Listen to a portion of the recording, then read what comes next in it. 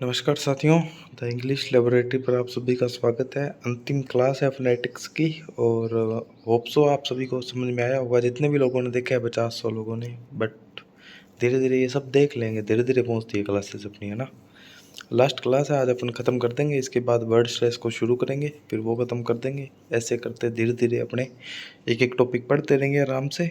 और मैं भी जितना हो सकेगा मैं धीरे धीरे पढ़ाऊँगा, बट जितना पढ़ाऊँगा ना ढंग का पढ़ाऊँगा, है ना। ठीक है, तो शुरू करते हैं। शुरू करने से पहले अगर आप टेलीग्राम पर नहीं जुड़े हैं ना हमारे, तो टेलीग्राम पर ज़रूर जुड़ें। वहाँ पर हम क्या कंटेंट दे सकते हैं, अपन आपस में बातचीत कर लेते हैं, तो उसके बहुत सारे ढेर सारे फ़ायदे हैं। आप सीधा कनेक्ट रह सकते हैं, क्वेश्चन पूछ सकते हैं, है ना। और जो भी हमारी बुक्स वगैरह हैं उनके लिए आप ऐप डाउनलोड कर सकते हैं। टेलीग्राम पे भी लिंक अवेलेबल है। सूरतगढ़ से हैं तो किताबघर, बुकलैंड, बुक शॉप, है ना, स्टार स्पोर्ट्स बुक शॉप, ऐसी कुछ दुकान है, उनसे ले सकते हैं। चलिए क्लास को शुरू करते हैं आज की। देखो, कल कुछ साउंड जो कि साइलेंट रहते हैं उसके बारे में पढ़ा था। आज अपने टे साउंड या टी साउंड कब साइलेंट रहता है वो पढ़ेंगे। T is always silent when comes between S and I and S and E N. कभी भी एस और आई के बीच में टी आ जाए और कभी भी एस और ई एन के बीच में टी आ जाए तो हमेशा टी साइलेंट रहेगा। कैसे? विसल, ठीक है, विसल। यहाँ पे विस्टल नहीं होता, विसल होता है। रेसल, है ना, ये एल ही होना चाहिए जहाँ तक मुझे लग रहा है।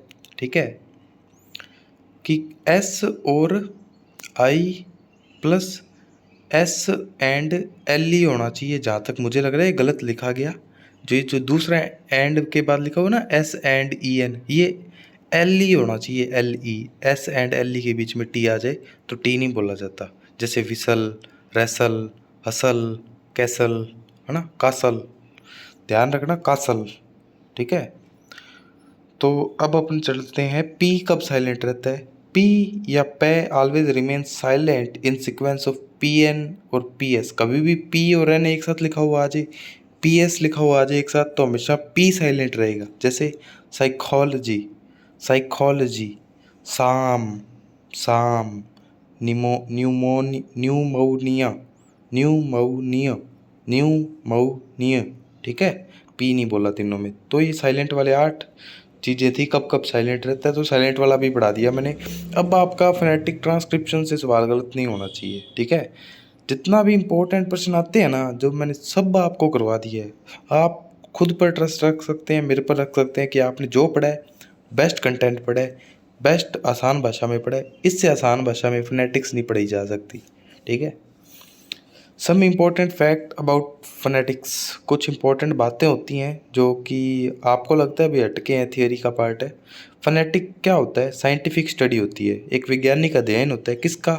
स्पीच साउंड का, जो हम साउंड बोलते हैं उसका, है ना, कि कैसे आर्टिकुलेट होती है साउंड, मैनर क्या होता है, प्लेस क्या होता है आर्टिकुलेशन का। या scientific study of production, transmission and reception of speech sounds. या फिर फोनेटिक्स क्या होता है? वैज्ञानिक अध्ययन होता है। प्रोडक्शन यानी कैसे फोनेटिक्स साउंड जो है बनता है, कैसे वो ट्रांसमिट होता है, कैसे वो संचारित होता है, कैसे रिसेप्शन होता है, कैसे उसको परसीव किया जाता है, रिसीव किया जाता है। अब फोनेटिक्स भी 3 तरह के होते हैं, जिसमें से आर्टिकुलेटरी फोनेटिक्स, अकाउजेटिक फोनेटिक्स और ऑडिटरी फोनेटिक्स। जिसमें से आर्टिकुलेट का मतलब ही बनाना होता है, प्रोडक्शन होता है। तो आर्टिकुलेटरी जो फोनेटिक्स होता है वो प्रोडक्शन ऑफ स्पीच साउंड से रिलेटेड है। अकाउस्टिक फोनेटिक्स जो है ट्रांसमिशन से संबंधित है साउंड्स के। ऑडिटरी रिसेप्शन से संबंधित है, सुनने से संबंधित है। ठीक है, इसके बाद सबसे इम्पोर्टेंट बात आ रही है। पेरिस फ्रांस में इंटरनेशनल फोनेटिक एसोसिएशन, जिसको अपन आईपीए बोल देते हैं। इंटरनेशनल फोनेटिक अल्फ़ाबेट भी आईपीए होता है और इंटरनेट फोनेटिक एसोसिएशन भी आईपीए की फुल फॉर्म होती है। दोनों ही होती है आईपीए की फुल फॉर्म। और ये कब, कौन से सन की बात है? 1886 में। ये जो इंटरनेशनल फोनेटिक एसोसिएशन बनी थी, पहली बात तो 1886 में बनी थी। कहाँ बनी थी सर? फ्रांस, पेरिस में बनी थी। ध्यान रखना, इंपॉर्टेंट है। इसके बाद इन्होंने क्या किया? 1888 में, 2 साल बाद, इंटरनेशनल फोनेटिक अल्फ़ाबेट आईपीए को जो है लॉन्च कर दिया। इन्होंने ही कर दिया। ठीक है, 1888 में, 2 साल बाद। तो दोनों की आईपीए की फुल फॉर्म सेम ही है, तो दोनों कभी एक साथ एग्ज़ाम में नहीं आती है। अब कभी कभी आपको रिसीव्ड प्रोनाउंसिएशन आरपी मिल जाता है। ये क्या होता है, डेनियल जोन्स नाम का एक ब्रिटिश फोनेटिशियन था, यानी फोनेटिक्स पर काम करता था, डेनियल जोन्स नाम का। इन्होंने ये टर्म दिया रिसीव्ड प्रोनाउंसिएशन, है ना, RP, of the standard pronunciation of English. ठीक है, तो ये जो डेनियल जोन्स साहब थे, इन्होंने ब्रिटिश की जो स्टैंडर्ड जो इंग्लिश प्रोनाउंसिएशन है उसको रिसीव्ड प्रोनाउंसिएशन टर्म दिया। The pronunciation of southern England, जो दक्षिणी इंग्लैंड है ना, जिसमें लंदन आ जाता है, ऑक्सफोर्ड आ जाता है, कैम्ब्रिज आ जाती है, ये स्टैंडर्ड जो होती है ना, देखो आप चाहो तो तीनों यूनिवर्सिटियाँ हैं लगभग, लंदन की इंग्लिश है तो वो स्टैंडर्ड ही मानेंगे, क्योंकि मेन मेन जो सिटीज़ हैं, जो यूनिवर्सिटीज़ हैं, वो यही है दक्षिणी इंग्लैंड में, है ना। तो ऑक्सफोर्ड हुई, कैम्ब्रिज हुई, अपने तो इनको ही मानते हैं ऑथेंटिक। ठीक है, तो चाहे स्टैंडर्ड इंग्लिश बोल दो, चाहे क्वीन इंग्लिश बोल दो, है ना, चाहे स्टैंडर्ड इंग्लिश बोल दो, स्टैंडर्ड प्रोनाउंसिएशन बोल दो, क्वीन इंग्लिश बोल दो, किंग इंग्लिश बोल दो, या बीबीसी इंग्लिश बोल दो, बात एक ही है। स्टैंडर्ड प्रोनाउंसिएशन बोल दो, रिसीव्ड प्रोनाउंसिएशन बोल दो, बात एक ही है। ठीक है, हालांकि इनसे कभी प्रश्न नहीं आएगा, लेकिन फिर भी आपको पता होना चाहिए, और मैंने नोट्स में लिख रखा है। ब्रिटिश या रिसीव्ड प्रोनाउंसिएशन में आर को तभी पढ़ते हैं जब आर के बाद वॉल साउंड आता है, ये बात इंपॉर्टेंट है। जबकि अमेरिकन साउंड में आर को पढ़ लेते हैं ना, लेकिन नॉर्थ अमेरिकन इंग्लिश में आर को पढ़ा जाता है। तो ब्रिटिश, कई बार आप देखते होंगे कि आप वेबसाइट पे सर्च करेंगे ना, तो अलग अलग प्रकार के प्रोनाउंसिएशन, फोनेटिक ट्रांसक्रिप्शन आपको मिलेंगे, ब्रिटिश और अमेरिकन। कई बार आर को बोला जाता है, कई बार नहीं।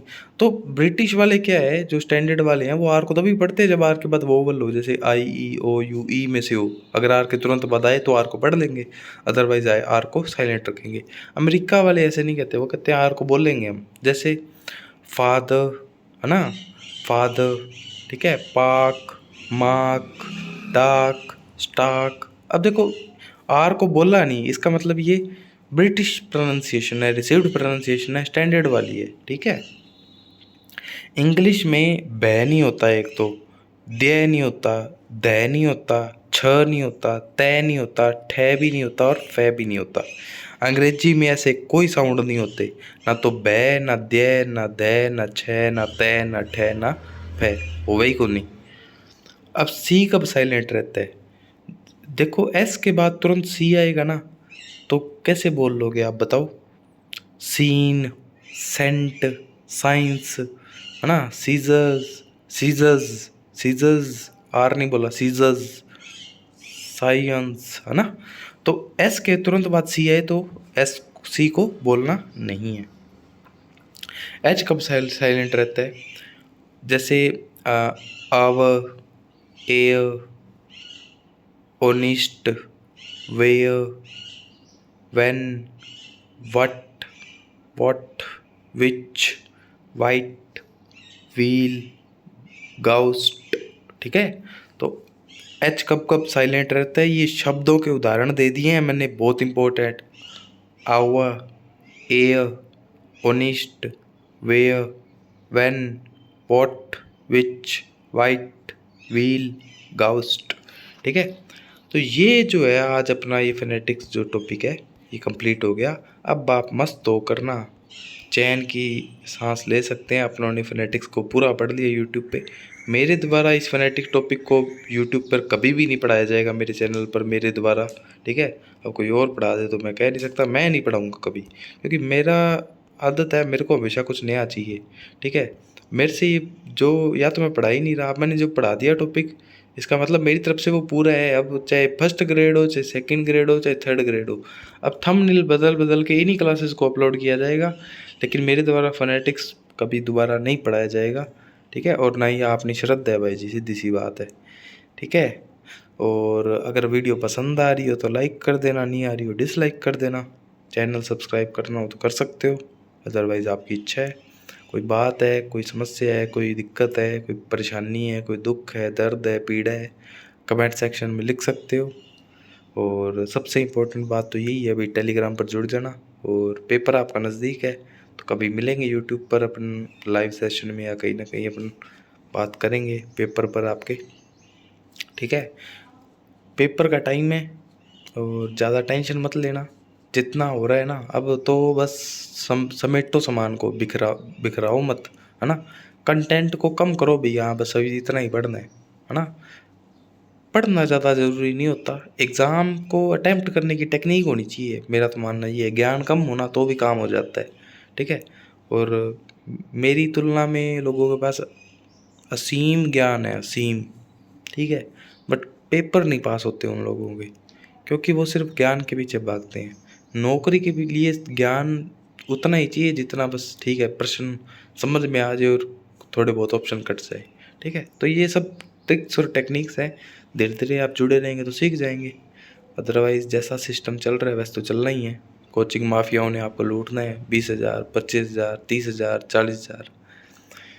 जब तक बच्चा ठगा हुआ महसूस नहीं करता ना खुद को, तब तक उसे समझ में नहीं आता, है ना। इसीलिए तो आप देख पा रहे होगे हमारी वीडियोस को 50-100 जने ही देखते हैं, लेकिन एग्ज़ाम में जितने भी देखेंगे उनको प्रश्न कभी बाहर नहीं मिलेगा। इस बात का मेरा दावा है। हमारे पास ना तो कोई मार्केटिंग का सिस्टम है, ना कुछ है। मैं कोई रोना नहीं रो रहा हूँ, ना ही किसी को हमारे पर दया करने की ज़रूरत है। हम कैपेबल हैं, ठीक है। मेरे को अगर 1000 व्यूज़ चाहिए होंगे तो 1000 भी ला सकता हूँ मैं, ठीक है। ये सब पैसे का सिस्टम है, जितने पैसे फेंकोगे उतने व्यूज़ आ जाते हैं आजकल, और सब यही करते हैं, ठीक है। सच यही है, व्यूज़ कोई नहीं देखता, कंटेंट देखते ही नहीं है बच्चे, ठीक है। वो सब यूट्यूब पे दिखाने के लिए किया जाता है, ठीक है। तो ये सब सच्चाई है, धीरे धीरे पता लगेगी। आप तो बस अपना पढ़ के अपना मतलब निकाल के कोचिंग नौकरी लग जाओ, बाद में धीरे धीरे ये चीज़ें समझ में आती रहेंगी। फिलहाल आप इन चीज़ों पर ध्यान मत दीजिए, अपनी तैयारी कीजिए, है ना। धन्यवाद, जय हिंद, राम राम।